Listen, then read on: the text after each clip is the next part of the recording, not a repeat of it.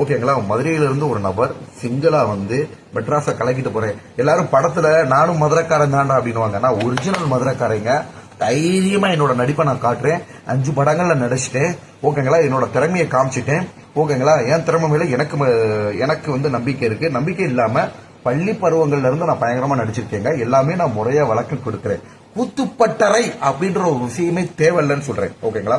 என்ன ரீசன் அப்படின்னா, நான் பள்ளியிலேயே நல்லா அந்த நாடக கலைகளை கத்துக்கிட்டனால நான் ஈஸியா பெர்ஃபார்ம் பண்ணிடுவேன். 5 படங்கள்லயுமே ஈஸியா சிங்கிள் டேக் முடிச்சுட்டு வந்துட்டேங்க. ஓகேங்களா. 5வது படத்துல ஓரளவு லென்த்தியா வரேன். அதுலயே வந்து பாத்தீங்கன்னா ஈஸியா வந்து ஷூட்டிங் முடிச்சுட்டு வந்துட்டேன். நம்மளோட வளர்ச்சி இப்படி இருக்கிறப்ப ஒரு புழுச்சட்டை அணிந்த ஒரு நபர், அவர் யாருன்னே தெரியலங்க, முகம் தெரியாத எதிரிகள் நம்ம வளர்ச்சி மீது ஆக்சுவலா 100% வந்து பாத்தீங்கன்னா நம்மளை வாழ்த்துறவங்க இருந்தாலும் அது பொறாமையோட கண்டு வளர்ச்சியை கண்டு பொறாமை அடைகிற நபர்கள் நிறைய இருப்பாங்க. அதுல ஒரு நபர் வந்து பாத்தீங்கன்னா கேமராக்கு அவர் வந்து திருப்பி சொல்ல வரேன், பத்திரிகையாளர் கிடையாது. நீங்க நிறைய பேர் ரிப்போர்ட்டர்ன்றீங்க. ரிப்போர்ட்டர்ஸ் எல்லாம் படிச்சவங்களா இருப்பாங்க. ஓகேங்களா. அதுக்கப்புறம் வந்து இந்த புதிய தலைமுறை, அதுக்கப்புறம் பிஹைண்ட் வுட்ஸ், இந்த மாதிரி பெரிய பெரிய சேனல்ல வந்து இருக்கிறவங்க எல்லாம் படிச்சவங்களா இருப்பாங்க.